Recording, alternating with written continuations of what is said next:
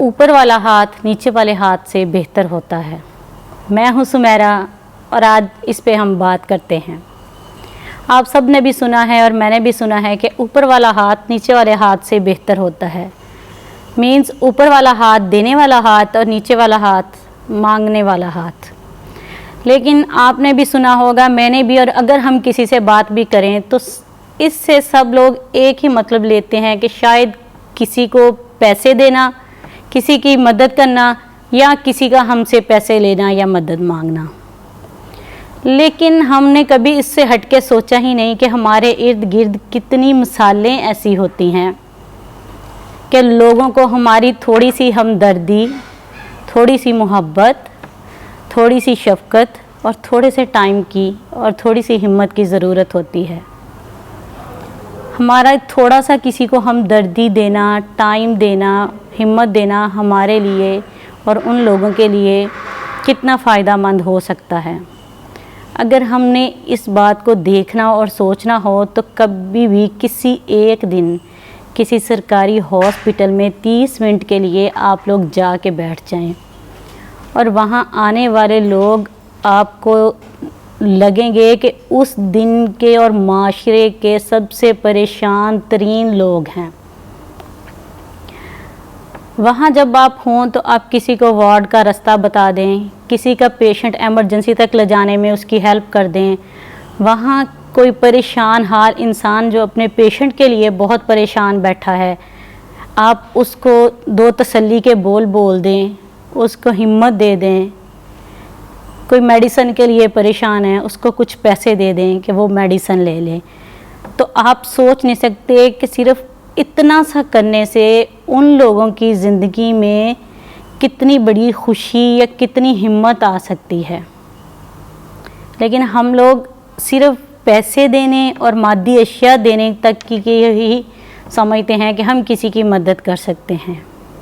ہم لوگوں نے کبھی یہ سوچا ہی نہیں ہے کہ ہم لوگ آسانیاں بانٹنے والے بن جائیں، ہم لوگ خوشیاں بانٹنے والے بن جائیں۔ ہم لوگوں کو پتہ ہی نہیں ہوتا، اگر ہمارے پاس پیسے نہیں ہیں تو ہمارے پاس ہم تو ہیں نا، ہم اپنا ٹائم دے کے کسی کو خوشیاں دے سکتے ہیں۔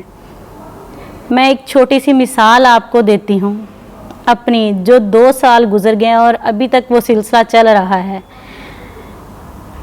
کہ ایک خاتون ہے، بہت نفیس خاتون ہے۔ میں چاہتی ہوں کہ وہ بھی مجھے سنیں کہ آج میں ان کا ادھر ذکر کر رہی ہوں کہ 2 سال گزرنے کو ہے، وہ دوسرے گاؤں سے کبھی بس پہ اور کبھی آٹو پہ بیٹھ کے صرف ہر منتھ میرے پاس کچھ ٹائم اس لیے گزارنے آتی ہے کہ اس کی ینگ بیٹی کی ڈیتھ ہو گئی اور اس کی ایک ہی بیٹی تھی۔ اس کو میرے میں اپنی بیٹی نظر آتی ہے۔ تو دیکھیں، میرا 30 منٹ یا 1 گھنٹہ اس کو دینا اگر اس کو اتنی خوشی دیتا ہے کہ وہ اتنا سفر کر کے میرے پاس صرف اس لیے آتی ہے کہ اس کو لگتا ہے کہ اس نے اپنی بیٹی سے باتیں کر لیں، تو میرا کیا جاتا ہے؟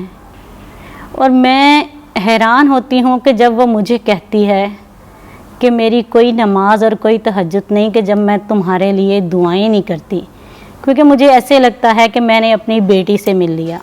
اسے مجھ سے کسی قسم کی ہیلپ نہیں چاہیے ہوتی، کچھ نہیں چاہیے ہوتا، وہ اچھے گھر سے ہے، صرف اسے میرا ٹائم چاہیے ہوتا ہے اور میں اسے ٹائم دیتی ہوں، اور جب تک میری زندگی رہی مجھ سے ہو سکا، جب تک اللہ ان کی لمبی حیاتی کرے، میں ان کو یہ ٹائم اور خوشی دوں گی۔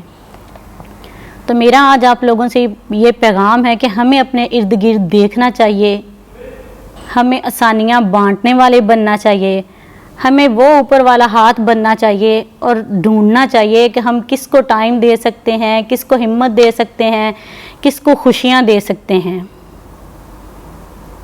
اور ہمیں یہ نہیں دیکھنا چاہیے کہ ہم کہاں بیٹھے ہیں، کہ اگر ہم کسی پوزیشن پہ بیٹھے ہیں تو ہم کیسے کسی کے پاس چل کے جا سکتے ہیں، ہم کیسے کسی کو 2 منٹ دے سکتے ہیں۔ نہیں، ایسا بالکل نہیں ہے۔ آپ کوئی بھی ہیں، کسی بھی پوزیشن پہ بیٹھے ہیں، لیکن آپ کے 10 منٹ 20 منٹ کسی کے لیے کیا پتہ زندگی چینج کر دے، کیا پتہ کسی کی خوشیوں کا سبب بن جائے۔ تو میں آج آپ سب سے ریکویسٹ کرتی ہوں کہ آسانیاں بانٹنے والے بن جائیں، لوگوں کو خوشیاں دینے والے بنیں۔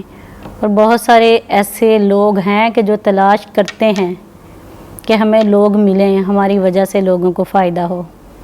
اور مجھے امید ہے کہ آپ لوگ اس بات کو سوچیں گے اور اپنے ارد گرد لوگوں کو ڈھونڈیں گے جن کو تسلی کی، ہمت کی، محبت کی، ہمدردی کے کچھ بول کی ضرورت ہوگی۔ بہت شکریہ آپ کا۔